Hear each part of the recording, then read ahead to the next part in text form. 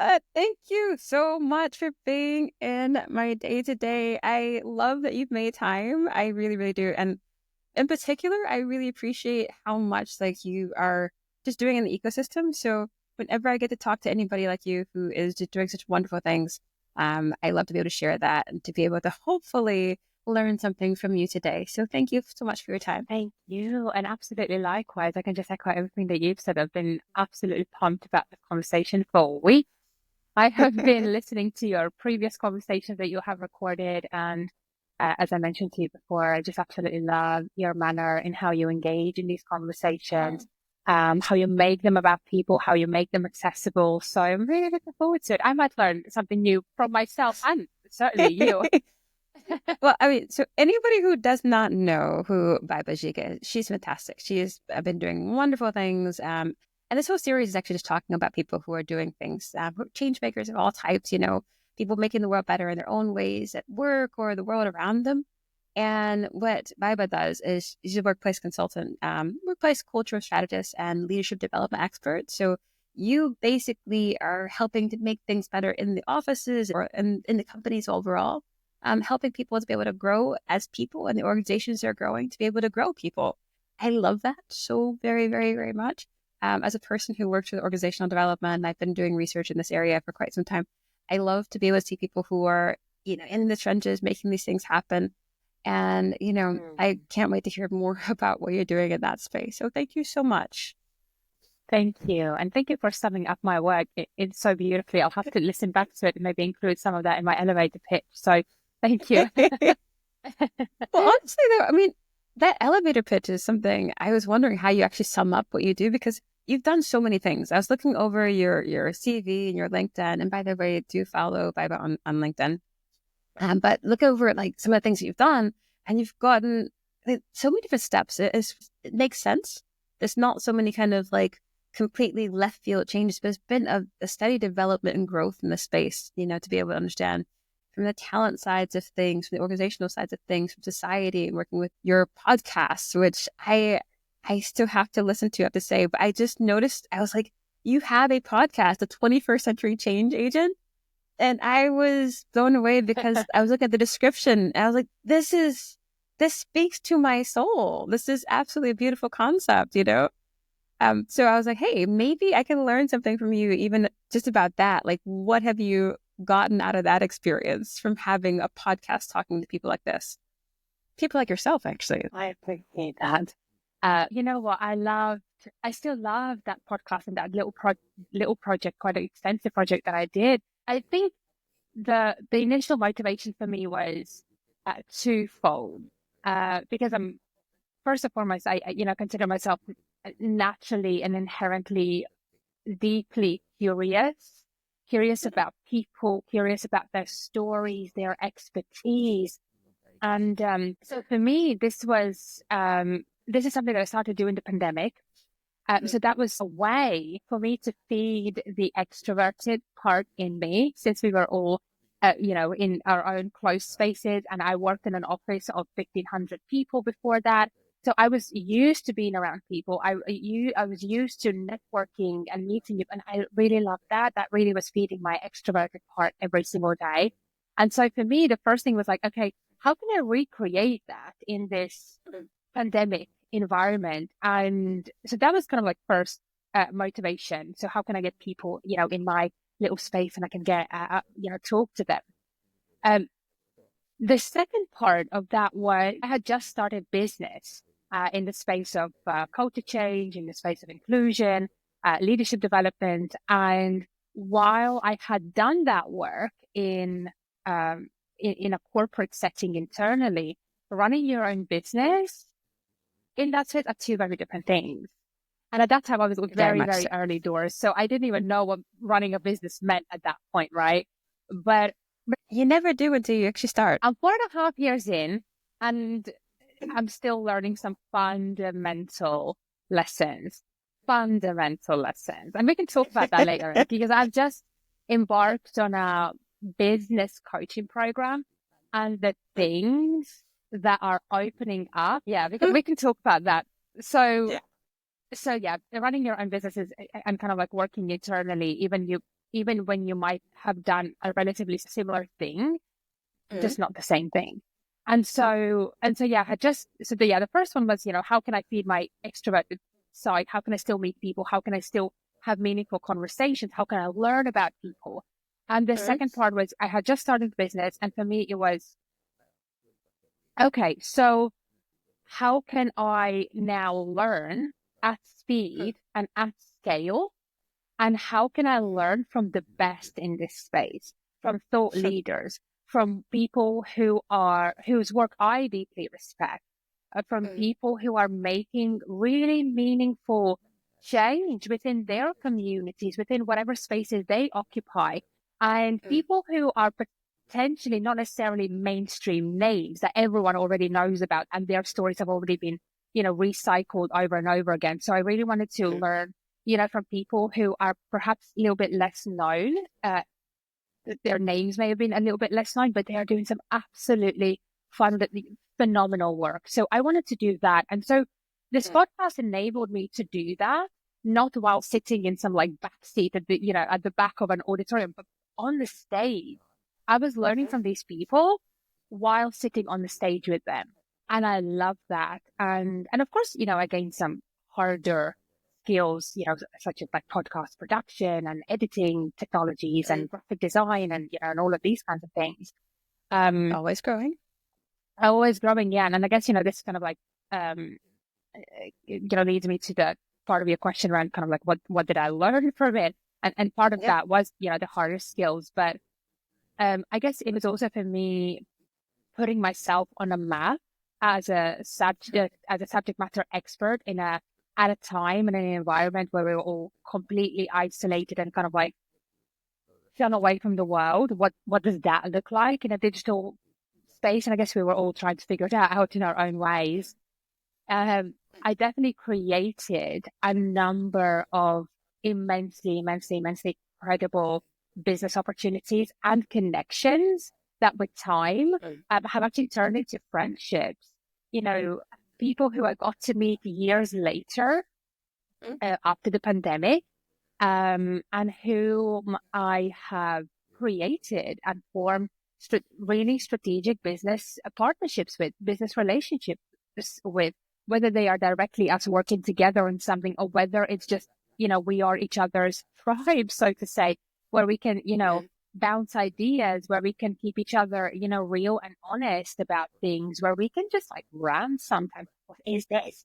Whatever it might be, those relationships that I created also during that, podcast time are still relationships that are really serving me in an amazing way. Are So you saying that there's a chance that after all this conversation that we have today, that we will probably still keep in touch? We can still have some relationship that we can build through this? Is that what you're indicating might happen? Laura, if you'll have me, I'll be honored. It's done. If you'll have me, it's done. Because I want to be your Yay. See, this is the other side of this. I gotta be honest. I definitely think a lot of those learnings that you had are things I've been picking up along the way. And anybody watching this over time, these episodes are not going out in order, so you won't get to see the progress as I do in that sense. Um, but there have been learnings from each episode. You get a chance to understand, okay, do this a little bit better, make certain you give people a chance to express these parts of themselves and to share different kind of things, because this is such a great learning opportunity, not just for the other people, along the way who get to listen to this, some months or years down the road. But then in the process, there's so many things you can just be able to pick up, so many things that you can be able to just glean bits of wisdom from folks like you, who've been down this road before, who've had these experiences. And every conversation is an opportunity to learn. Like every conversation I've had has been an opportunity to be able to grow and to be able to pick something up that I have been able to say, okay, this makes me a better person if I do this. And that's exactly a thing I want in my week. Like this is kind of a little bit different from what I do. I mean, I do a lot of research in my week, um, but I want to make certain that every week has something built on where there's an opportunity to have that connection with someone. There's an opportunity to be able to say, hey, you know something, I know something, let's be able to swap, let's be able to share, and let's see what we can do to make something better in the world, as a result of that. So people like you who are already doing this, thank you very much for showing the way for people like me. I really appreciate that. I'll thank you for saying that.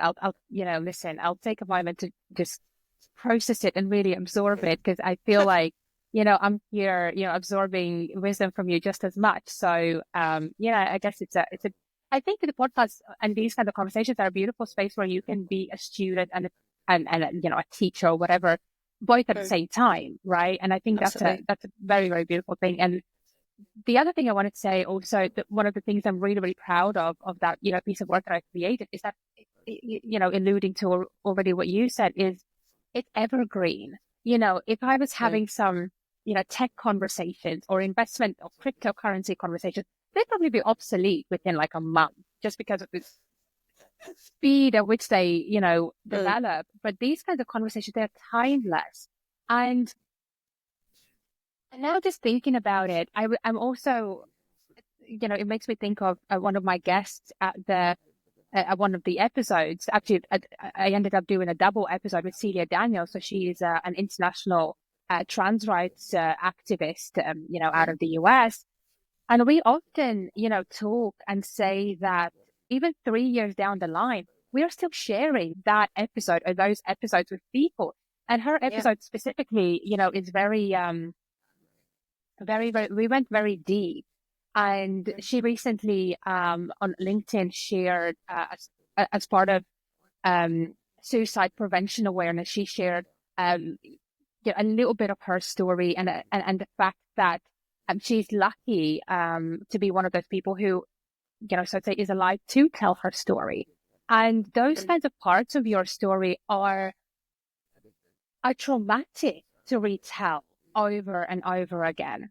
And so I think the beautiful way of how these kinds of conversations and podcasts or whatever format serves is that you don't have to retell your story over and over again. You can send that episode to someone and say, listen to this. And I think, again, organization, and especially organization, because, that's the environment in which I operate in, it's very important to go and listen to these stories, to go and absorb them, rather than all the time, once a year during the Inclusion Awareness Week or whatnot, inviting these people in to retell their stories, and then again, nothing is happening.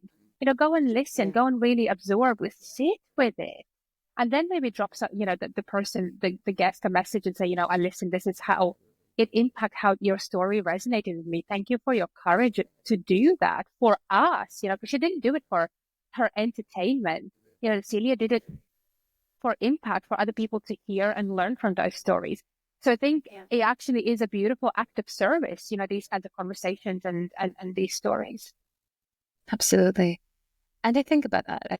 So for me, when I decided to test this concept out for this particular series, I wanted to bring in a group of people whom, as you were mentioning, folks that maybe not everybody has heard of. And I want to take a look at people who are making changes at different areas, different aspects, different levels, because you want to make sure that people can understand that anybody can do something. Anybody can make something better, in the world around them, whether that's their workaday world, whether that's their society and such. Anybody can do something.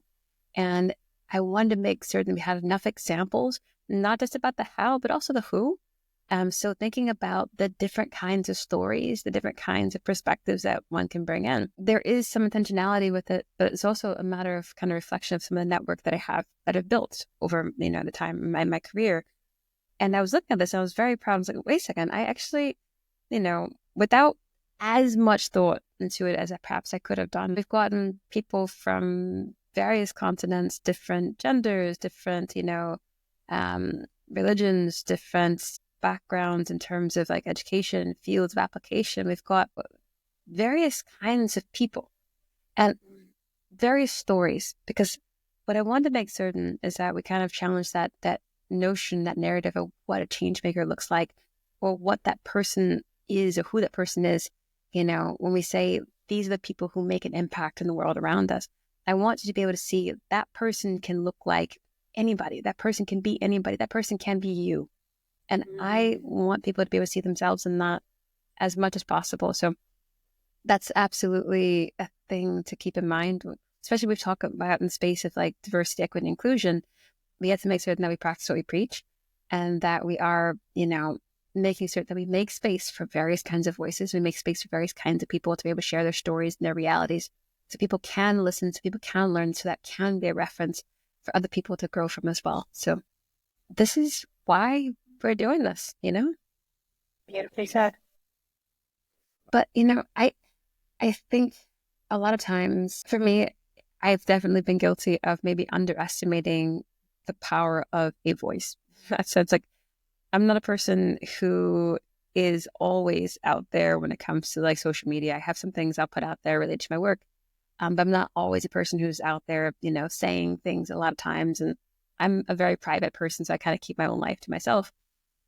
But I have seen some impact, like when you realize sharing different stories and people are giving different perspectives and you see that they connect with more people and those people are sharing more things and they get a chance to be able to have new opportunities, new doors opened, new possibilities that happen as a result of sharing and speaking and providing that perspective to the world. I love that. I love to see that happen. And I hope that, in your work as well, it's something where you get to see and celebrate the different kinds of opportunities, different kinds of doors that can be opened when we take the time and intentionality to do so, So yeah. I love, for instance, like you've done so many different things. I have seen that you've been working in terms of building like workplace cultures. You've been working to make certain that you're building opportunities, not just in terms of workplaces to whom gets into the space, but how people can thrive there, people can grow there. I would love to think about like, what's the impact that you've been seeing from your work? You've done quite a bit, but like if you were going to narrow down and think about some of the impact that you've had from the works that you've done, what is the thing that stands out the most to you? I'm kind of like two minds of where to go with this question. And of course I can pick out, perhaps some examples of where workplace culture has been improved or where, there have been exceptional examples of leadership and how that has served the longer term strategy. And there are plenty of those examples and kind of like success stories. But when I don't know why, but kind of like, what I feel like I want to actually talk about is the impact that our work has on us. As a business owner, as someone who's, been a business owner for about 4.5 years now, I think the person that my business actually has impacted the most or has the biggest impact on is actually me. Because again, as someone who's running a business centered around transformation and impact, it kind of means that you or me in this case has to experience that level of transformation and impact first and foremost. And I kind of like live by this bit of a, motto that you can't take anyone deeper than you're willing to go yourself. That's very true. And you said just a moment ago about kind of like, putting your voice out there and stuff like that. To really create meaningful impact, you gotta realize and really step into your courage, your power, and your voice. And so people who have been, systemically and institutionally marginalized often are the people who are doing this work. They are often the ones whose voices, whose power has been suffocated, has been silenced. And now we are saying, we are going to come and do this transformation, this impact. And actually, while you have all of this energy and all this purpose inside you to really manifest it in a real world, there are, a number and layers of blocks that your environment has created, that your ancestors have created. And hence I keep on, going back that actually, my business has had the biggest impact of me, because for me to create the level and scale of impact that I want to see in the world, I have to clear out all of these, stories, these blocks that I already have, within myself. Because it's easy to, register your business and say, I'm an entrepreneur now. Because I think that entrepreneurship is so fetishized in our world that we don't necessarily kind of like realize the work that's involved in it. That's the first part. And the second part is, are we check collecting here? Are we collecting checks for one-off pieces of work? Or if we are talking and calling that impact, or when we talk about impact, that we are actually showing up for the long run. But that requires some internal work. And maybe I'm getting a little bit like woo-woo here, No. For the business talk, but I think this But is really, really important. This is very relevant, because I was actually thinking about, like, when you're training out leaders and you have your own business, like, what was like the thing that you've had to learn as a leader yourself? Because when you're working with people, when you're trying to work and to develop folks, that is absolutely what you're saying. You have to kind of eat your own dog food to a certain degree. And I was wondering, like, what's the learning, that serving that you've had to take on for yourself, that's been the biggest thing that you've had to say, you know what, I have to challenge this. There's a lot of learning and unlearning that takes place. And actually, I was talking with Franklin about that, like, in a previous conversation. A lot of learning and unlearning is a constant thing that you have to do as you develop and you grow in leadership. But what were some of the lessons that you've had to, like, really take on in this past year for yourself to be able to grow into a new direction, as you've been constantly, doing in your career? What a beautiful question. You know what? And this is something that I actually wrote a post about some time ago, about the importance of pausing and allowing space between a vision and execution. Because again, our workplace environments are very like go, go, go, go, go. Let's create strategy, let's create vision, let's give it to someone to create it into a marketing material. Let's get someone to create it into a presentation that we're going to present to someone. And so everything is kind of like this snowball effect. But I think it can turn into a very destructive snowball. It can turn into an entity that grows extra pairs of legs and arms and heads that you actually then end up strategizing, not long after you end up strategizing how to actually chop them off. So for me, it definitely has been taking a pause, not apologizing for taking a pause. Like, I have had to take pauses, and I've had to learn taking a pause the hard way, through burnout, through creative plateaus, through, all of these kinds of things. I was on a sabbatical last year, and it's really interesting because a lot of people are like, you took a sabbatical from your business? Yes, I did. I had to. For me to be, again, able to serve better, I had to do it, because otherwise I would be unproductive myself. I would keep on, burning my energy. And again, if we're talking about impact, like, impact is a long-term thing, and we need to be here for the long run, right? And sometimes, like, we might not see the impact of our big vision in our lifetime, but we still need to serve it, and we still need to sow the seeds for it.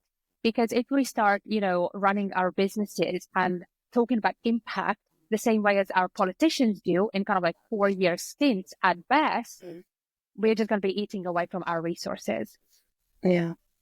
I was actually just having a conversation with someone today. She's a fantastic person who makes such an impact in her company, in her community, in the world around her. And she's been sick with various kinds of, like, flus and things for the past, like, 2 months or so at this point, right? And I was just realizing, hey, you know what? You've been taking care of everybody. Do you get a chance to take care of yourself as well, And it's a thing where sometimes people who have so much impact, they're doing so much for the world, they can sometimes forget to pause and replenish themselves, because you will get depleted. I mean, I think sometimes we have to acknowledge our own humanity and think about, when it comes to not just in terms of the resources that you have to give, the time that you have to give and all that sort of thing, but also thinking about the energy, thinking about your health. These are all things where I want to see us do better in terms of making certain that we're taking care of ourselves to be able to keep going for that long haul. because this is not, as people will say, this is a marathon, not a sprint when it comes to impact, right? But the reality is, you got to fuel yourself up differently for those kind of things. You took a sabbatical, and I'm really curious as to how you replenished yourself in that year. So that way you had more creativity to offer, that you had more energy to offer for other people. What did you do to refuel yourself?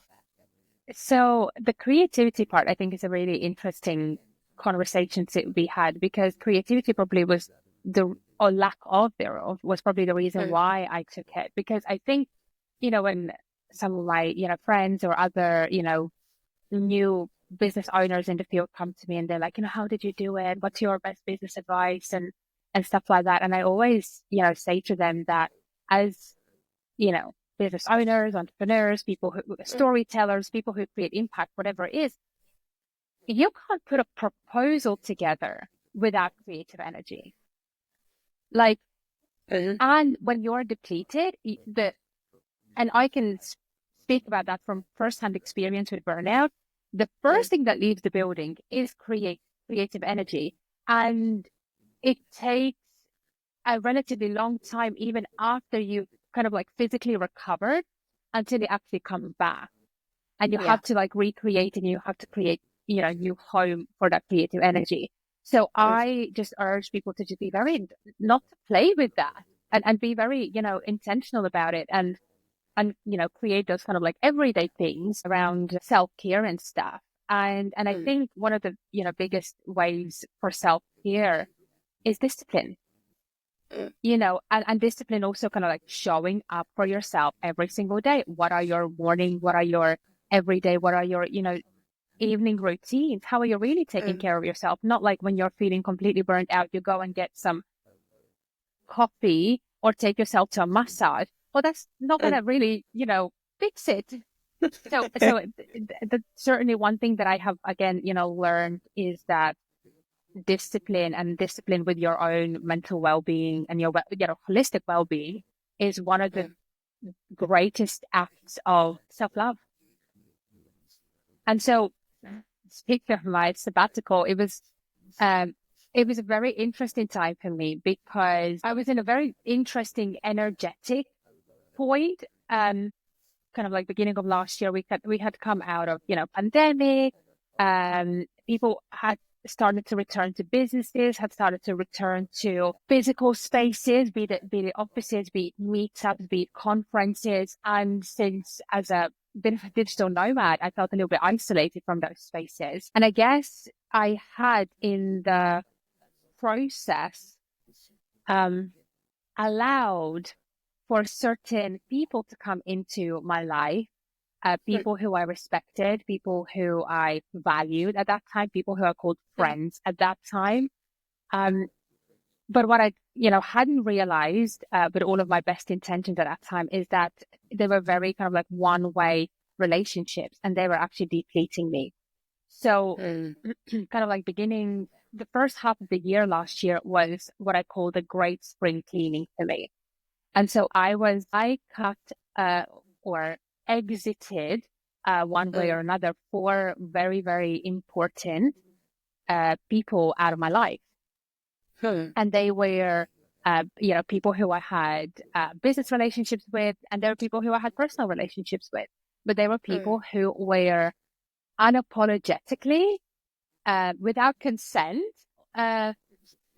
extracting from me. And so I had to, but that's on me, right? This is not me shading, anyone. This is on me, because I have to take responsibility of the reality that I had created for myself. And this is not like to shame or judge myself. Absolutely not. This is 100% kind of like taking responsibility.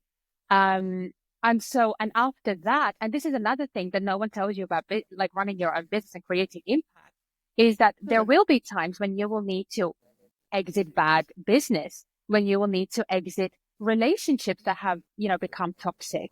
You'll have to, and, both professional and personal. And what no one talks about is that, especially if you have really invested your heart and soul and friendship and vulnerability in those relationships, exiting them come with grief.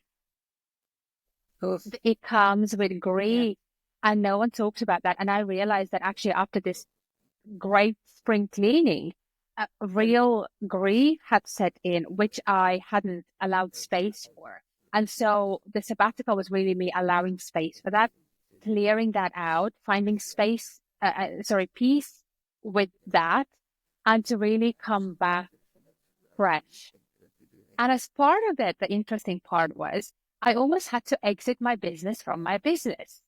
And let me Oh. elaborate on this, right? Uh, many people will know so when I came back, at the beginning of this year, and this has been kind of like in the makings from end of last year, I completely rebranded, I changed the name of my business because again, my business, carried legacy that didn't align with the impact that I wanted to create, that had the legacy of energy in there that I didn't want to carry forward. And so I had to kind of like close it and reopen a new chapter. So it really does feel right now like I'm starting from scratch, but you never kind of like start from stage one, you start from experience. And so I really honor all that experience. So my sabbatical was bittersweet. I actually went to Finland. I don't remember how long I was there. I went to Finland because I know you're in Finland, kind of northern You part didn't of say Finland. hi? To the north. Listen, I locked myself away, literally, metaphorically and physically. I locked myself away. I went to Finland. And Good you for know what you. I did for like 3 months? I literally was in the forest picking berries. I went back I love that. to hunter-gatherer energy. Because one of the things, so this is interesting, like one of the things when I took the sabbatical, for me, the intention, one of the key intentions that I set for it was I want to, with all of this energy and clearing people out, you feel like you've gone a little bit too far away from yourself. And so one of my intentions was to come back to me. And for that, I needed to reconnect with my land. I needed to reconnect with my ancestors. I needed to reconnect with my people, with my traditions.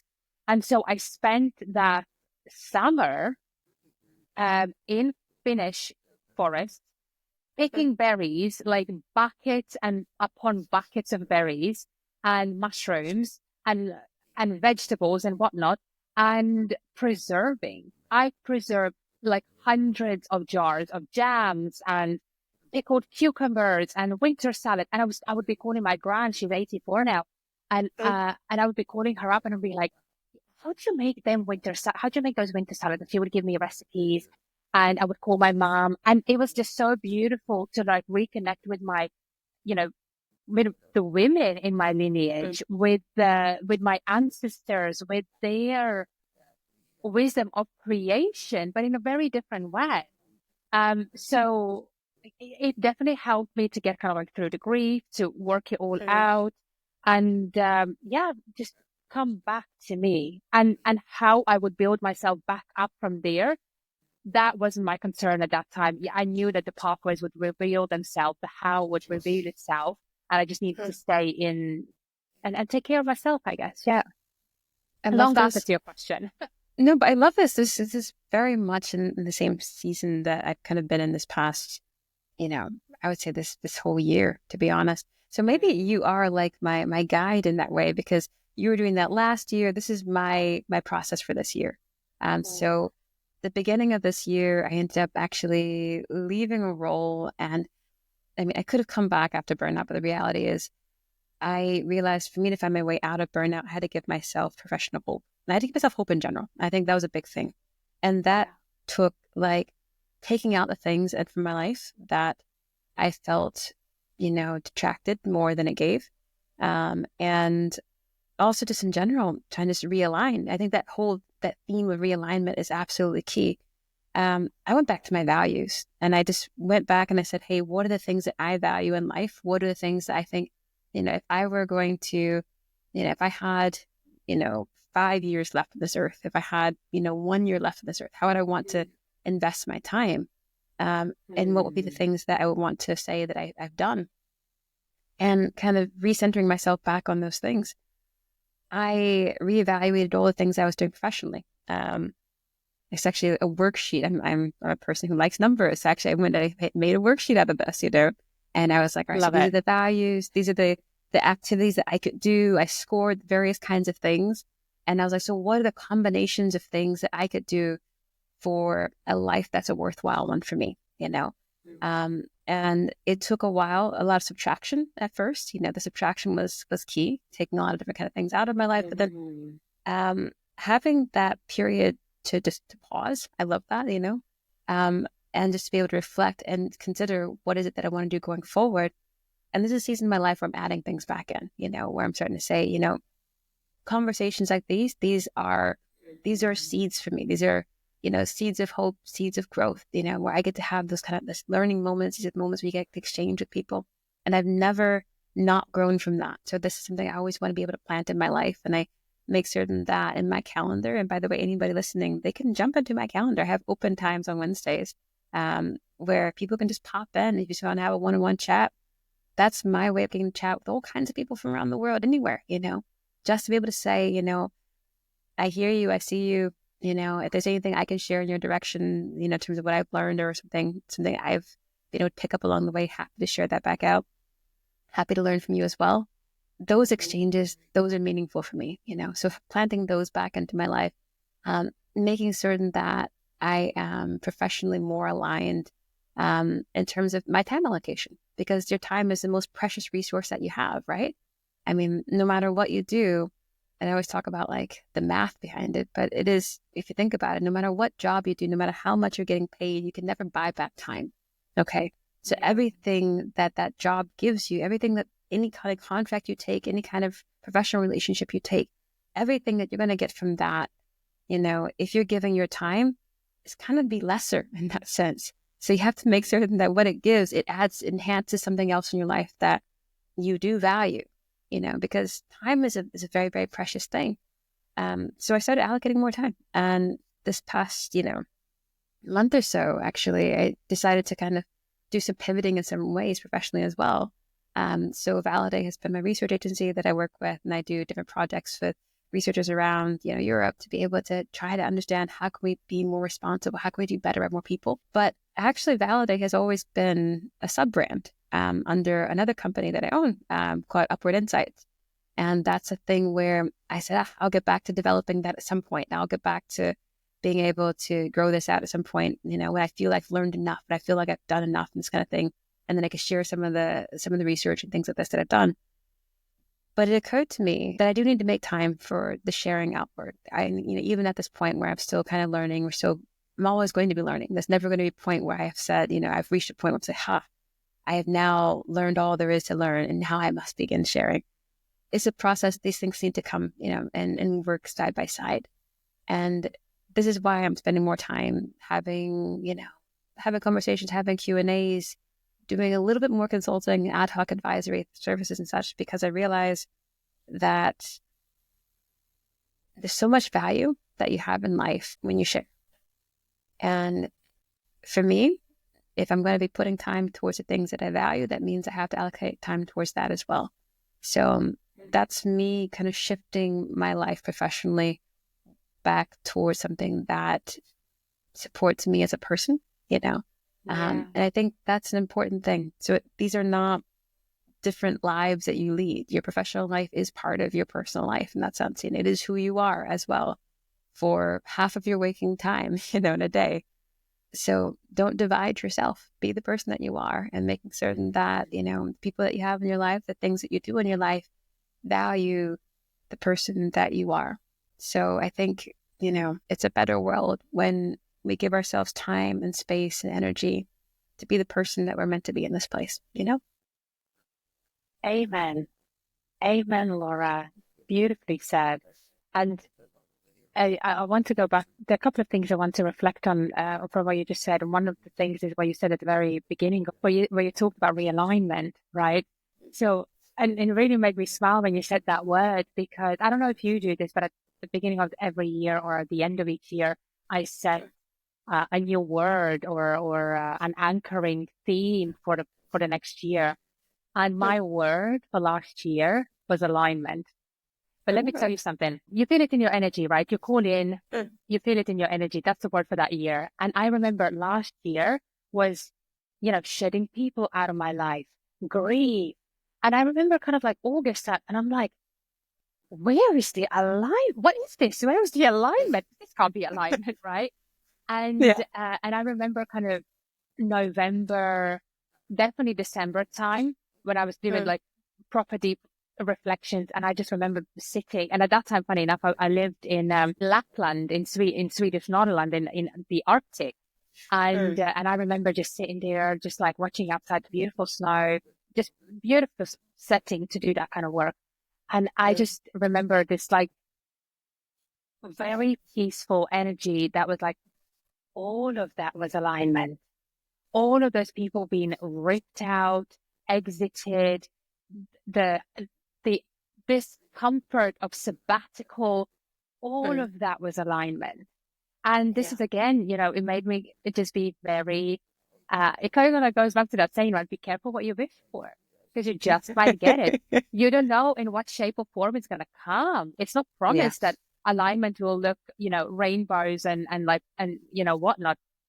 It's hard, and to be able and to have, the courage to lean into it and to really like stick with the process and walk through it. Yeah.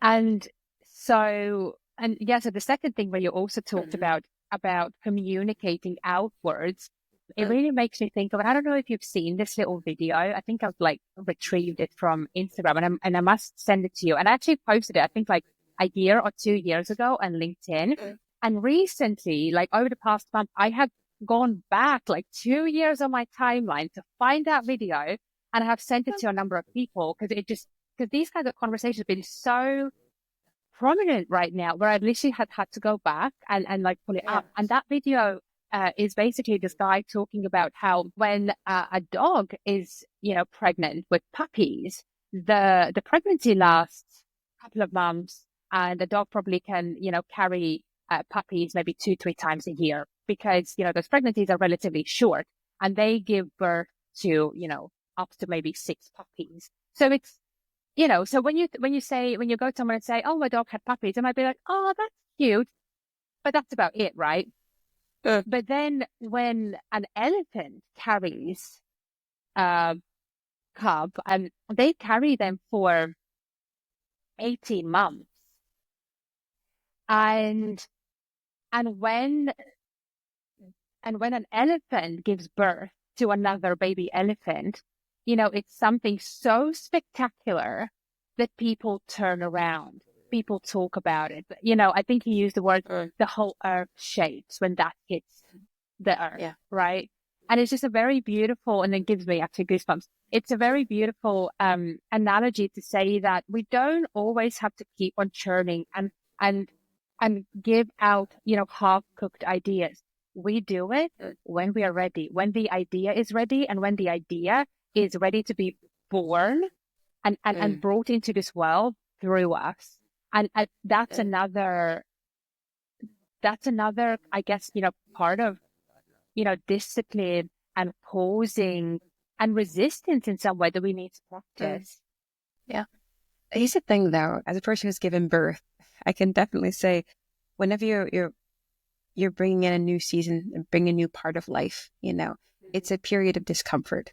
It is absolutely something that, you cannot bring in something, you can't bring in a new idea, you can't birth out any kind of, new concept, new company without pain. It's going to happen. And I think it's an interesting thing how we adjust to that notion of that discomfort, how we become, acclimated to it. And we push through that, and then we can give birth to something that's a beautiful concept, that's a beautiful idea, it's a beautiful new company. Or maybe we don't.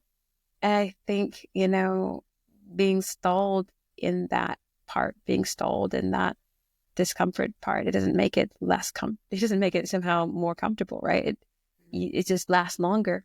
I think there is so much that happens when you delay your own growth, when you delay, the lessons that you have from the things around you, when you don't process those, it just means you stay in that place of discomfort for a lot longer. It doesn't get better by itself unless you actually push through it. And I do think I've met so many different people in this past year who are at this point of, they could birth a beautiful concept. They could make some change in their lives. They could make so much better or different or new. But there is that fear of what is this discomfort and what comes afterwards. And as a person who's been pushing through to try to create something new, and as you are a person who's done that successfully in many different stages of your life, I can just say there's something beautiful.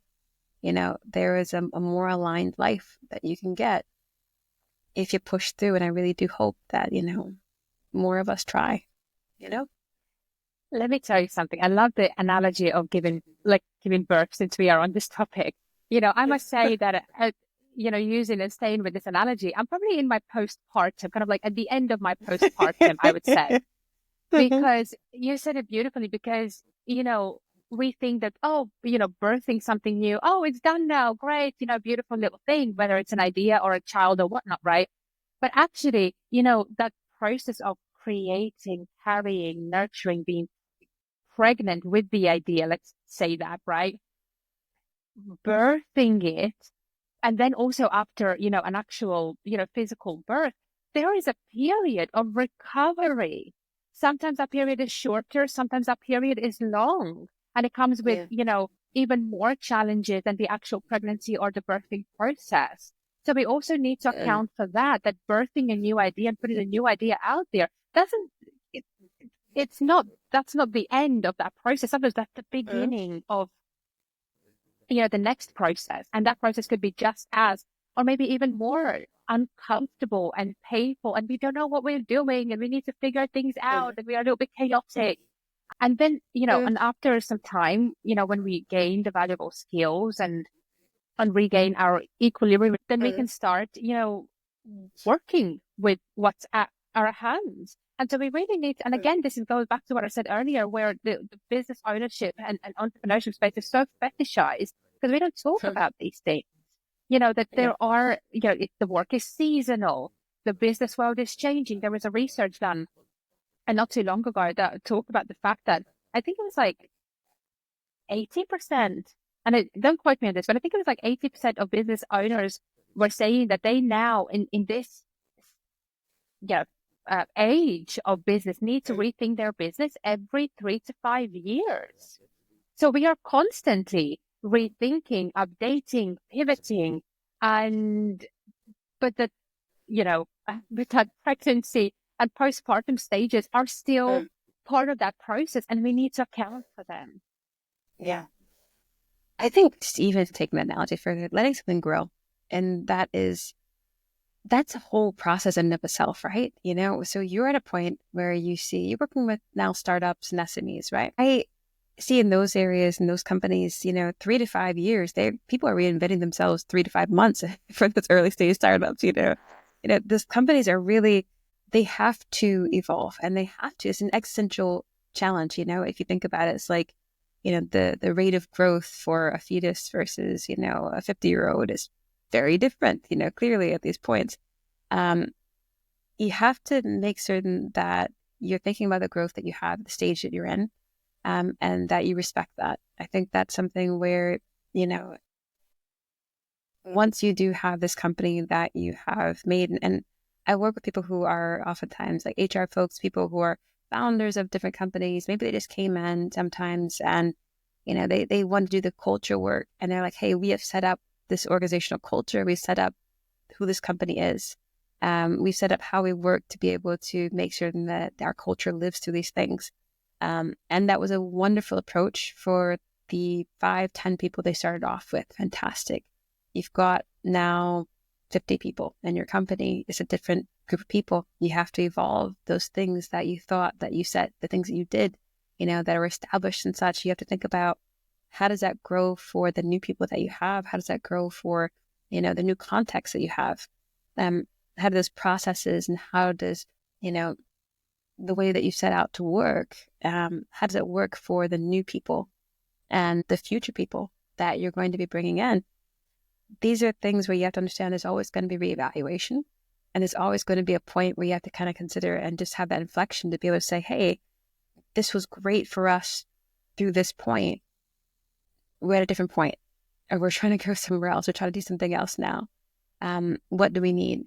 And that is that kind of clarity and that wisdom I love to see in founders. I love to see that, and as well in like your executive teams for companies that have kind of evolved beyond the founder-led situation, to be able to realize that you're not just thinking about the track record that you've built. That's a great part of your story. That's wonderful.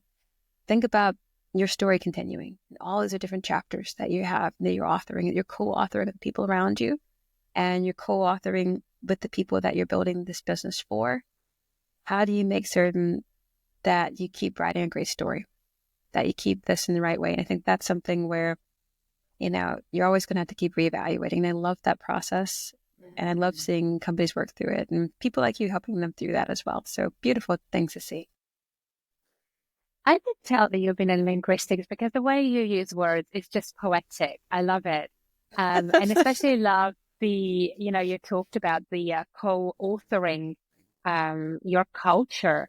And I mean, beautifully said. But that's exactly what it is. And especially in the startup environment, because when I walk into, large organizations, corporate organizations, that's already about, okay, how do we fix this? Like, what's the beast about? And how do we fix this? But when it comes to startups, they have the advantage of not being there yet. And they have the advantage of really intentionally designing the culture that they are creating. And of course, it's going to change. And of course, it's going to evolve. And of course, there will be slip-ups and, and all of those kinds of things. But the moment you integrate the culture and people and DEI conversations at the very beginning of your work, of your company creation process, the easier it will be afterwards, because people are, however you want to twist and turn it, in the service age that we are in right now, people are our most important, most valuable asset. But we still act like it's technology, and, tech is an absolute fantastic enabler, but it is our people, and we really need to mature our people processes and really start getting intentional about it. In the startup environment, particularly the tools that I work with, and I work with some fantastic, ICQ global tools where we assess the psychological safety, the motivation of the teams. So we really look at the quality of team dynamics. We really look at the quality of leadership practices. We really look at the quality of workplace culture, because it kind of feels like, oh, we don't have time for that right now. We have everything else is burning. We'll take care of people later. But once you pay attention to it, and once you start optimizing your people aspects, a lot of the other buyers disappear. And so, so investing in your people, in the quality of those culture dynamics is just the best, most strategic and impactful investment that, whether we talk startups or, large organizations, that you can make. I see a lot of companies that do start to recognize that there is this thing of, oh, you have to care about the people. We have to make certain that we are a safe thing. And they think of creating safety through declaration. Like, I have said this is a safe space, and thus it is safe. Like, I said, we are now this organization where we care and we are family and we're great friends and this sort of thing. And thus you are a safe person here. I've heard that so many times. And I think there is such a, there's a chasm between, declaration and realization, that I would love organizations to better understand that. So for you, when you're approaching organizations and you come in and you have this, what is your approach to building actually that bridge, across that chasm to be able to actually have like the safety that you need for things like that transparency and change and healthy conflict management and those kind of things. I love that you said, you indeed draw the distinction between declaration and realization. The number of times that, employee walks in, I don't know, annual review, whatever it is, and people would be, this is a safe space. That doesn't suddenly magically create safe space. Everything that we do in between that we think people don't see, that is what communicates whether this is a safe space. For me, it might be a safe space for others. So this is the thing that, like, when we walk into organizations and when we do our assessments and when we look at the data, when we look at how the data is, correlated ultimately, we don't say, who is this person who is like in the burnout area, or who is this person who is in the apathy area? Let's get rid of them, and then our, team and our organization is going to be thriving and everything. When we look at how the data correlates and the spread of data across, in between kind of like your burnout and apathy area all the way to kind of like this state of growth, we ask the question of what about this culture that we have all co-created? What about this culture makes some people succeed and thrive consistently, and other people live in a perpetual state of anxiety and burnout? So that's the question that we ask. So when we work with data, we're not a data analytics company that comes with, here is your data, see you later. And I have been, in the corporate spaces where, in many ways, it actually is the space where you answer these employee engagement questions that come once a year, these sentiment questions and whatnot. And then you never hear anything like what was done with this data. What were the outcomes?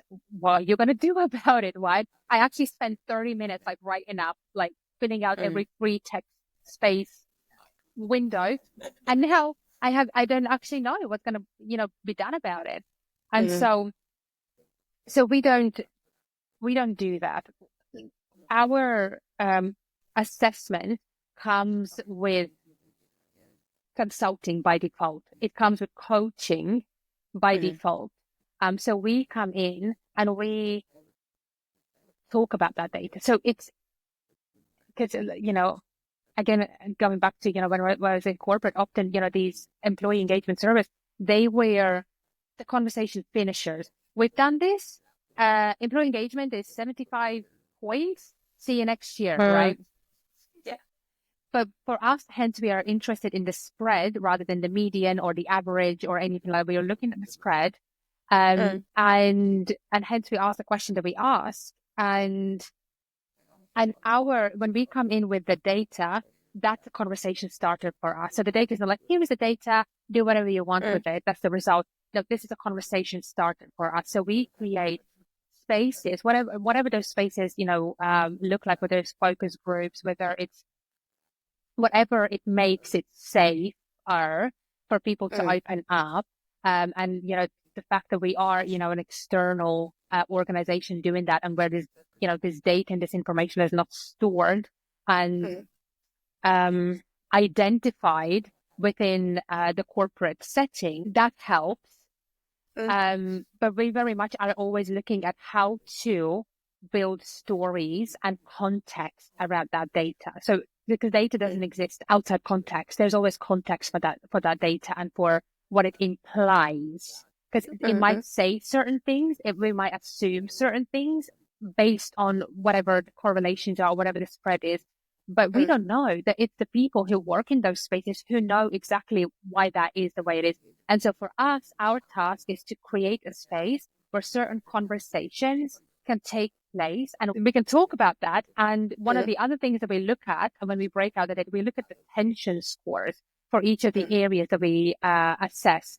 So it's not like, our inclusivity or autonomy in this space is 75. Yeah, but tension score is 99%, meaning that you have someone who's saying this absolutely is not a space where my autonomy is being respected. And others like, yeah, absolutely. So again, how come that in this environment we have such polarized experiences. And that's what kind of like what we are exploring. And we are really, creating space for the people and the employees to have a voice and a say in it. Full stop. So we usually, in most cases, we begin our work with the leaders. So we don't necessarily, go in with a blanket employee engagement survey or anything like that for everybody, let alone without communicating. We start with leadership spaces and we put them through kind of like a 2-3 month program with us, executive team coaching program with us. So they get to experience this. So they get to go there in these conversations. So it's not like this is something that they put their people through. They go through this first because they need to become the advocates for this work. They need to lead by example in this work, and they need to be the ones communicating this work to the people and within their executive spaces when we are not present in their organizational structure. So it's very much building a common vocabulary, building an understanding, and really building the skills for connection and communication. I love that you are taking that approach, this more comprehensive approach to this. And one of the things I find, and by the way, I go into space for DEI, at least working as a subcontractor. So basically the person who's an analyst behind the scenes looking at and processing the data to be able to find some insights. And by the way, one thing I want to make certain we do not conflate. So difference between data and insight, right? Data is a great starting point. It exists to be able to ask questions, right? It does not tell you anything in and of itself. 9 times out of 10 data, you get raw data. You can find certain things, you can get some summaries and such. Great, fantastic. But data in and of itself these are great points that help start off a conversation, as you're saying, but they give you questions to ask. And answering those questions and engaging and having those questions, having that context, as you're mentioning, that's what gives you insight, and insight is what you can act on. So data in and of itself does not give you usually anything that's quite actionable. Oftentimes it won't give you that until you know and get that understanding from the various stakeholders around the why behind something, or actually understanding a bit deeper on how. And then understanding the people who didn't respond, because, if you're doing a survey, realistically, 9 times out of 10, you're not getting 100% people who are doing this, right? The longer you've gone and you've made certain kind of mistakes and certain things in the sense of administrative mistakes for surveys, common things would be people ask more than what they have the ability to act on. Never ask more than you can act, right? That's the number one thing you want to think about, is for being responsible with data collection. A lot of companies will ask more than what they have the ability to respond to. People have, poured their hearts out, given hours of their time, and they'll never hear anything back about this because that wasn't something that the company was in a position to be able to respond to. That is irresponsible. That's absolutely irresponsible, Things like this you do have to take into account. But just to say, one thing that came to mind when you were talking, I like that you're training leadership and you bring them into the space. One thing you want to be careful about is even after training, these people, they're going to affect the space and the responses that you're going to get. They're going to change that space. If you're using that as we did this and then we introduced them into this conversation, we're expecting open conversation to happen. Fear is such a strange and pervasive thing. Depending on that environment that those people might have created, or that they exist within, the fact that they heard their leader went to a couple of sessions or they've had some conversations, some coaching, that may not be enough to reassure people to feel safe enough to be able to give input, right? So it's always a delicate balance to be able to make certain that people can feel that they can give their input, they can think about things, they can say things without their boss listening in, so that way they can share some thoughts that maybe that person shouldn't be privy to at that point. Maybe they haven't earned the trust for that particular conversation with them yet, to be honest, right? But then there's also the balance, making certain that you do have some joint conversations that are more towards action, where you involve the different kind of stakeholders to be able to bring things forward. But it is about, fundamentally about being responsible towards the people, right? And that's what I always think about when it comes to data, when it comes to data collection, when it comes to any kind of research, any kind of thing we're talking about change. These processes, anything that we're trying to do and introduce change into an organization, we have to be responsible to the people in that organization. We have to be responsible to those stakeholders, those human beings. And that means we have to make certain that we're not overpromising these people. We have to make certain that we are supporting these people. We have to make certain that we do have safety for them. If it hasn't been built around in the context and the culture that they already have, then it falls on us to make certain that we can give them that little corner of safety, and that we can actually make certain that things can be followed through towards progress and hope, realistically. That's our opportunity to create hope for people. And actual change is not just a change for change's sake, but a change to make things actually meaningfully better for people. This is what we can do. This is what we can create. Anytime we get that opportunity that we can do this, I really hope that we take the time to focus back on those people and to focus back on, how can we do better by more folks? How can we do better by more people here? That's the question that we're always trying to ask and answer. And I don't know if we're ever going to, arrive at the whole being done and finish answering that question, but we can always get more insight and proof, and I love where that takes us. I love that takes us further towards being the better place, the better world, the better, company that we can make, You're absolutely right. I have seen in my time as well how data, how insights can be weaponized, how can be used with a very malicious intent for specific agendas, and it's all kind of wrapped up and packaged up as like this thing that we are doing for our people or doing for our culture. But actually there are some very malicious intents underneath that. And sometimes, and it's not always easy, especially as consultancies and organizations that are brought into to do this work where you're, not the fly on the wall, and especially in this hybrid environment, it's a bit hard to do that. It takes a lot of not just listening, observing, and also, just checking for what's also has gone unsaid, what's implied. So there's a lot of reading between the lines as well, to specifically, to your point, to create, as safe environments, for these people as possible, and to really kind of, get to the bottom, or, and make sure that none of the work that we actually, come in to do, from a space of, positive impact and change, and, in kind of like very value add way, that it's not weaponized in malicious ways. Yeah. And that's the thing.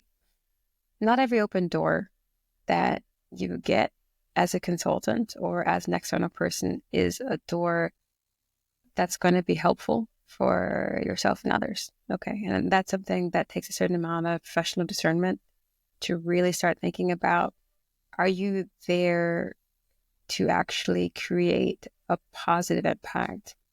That's your intent, yes.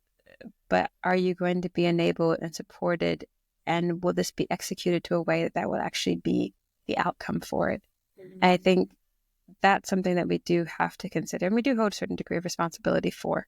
If we know that something that we're doing does not lead to a positive impact, then that's not something we should be doing. I think these are things that we do have to kind of consider. And as you had your season before of like taking things out, and doing some weeding from your professional context and things like this, that is something that we will always have to do. There's always some weeding, there's always some gardening that you're going to have to do from an ethical standpoint, if you're going to try to make a positive impact.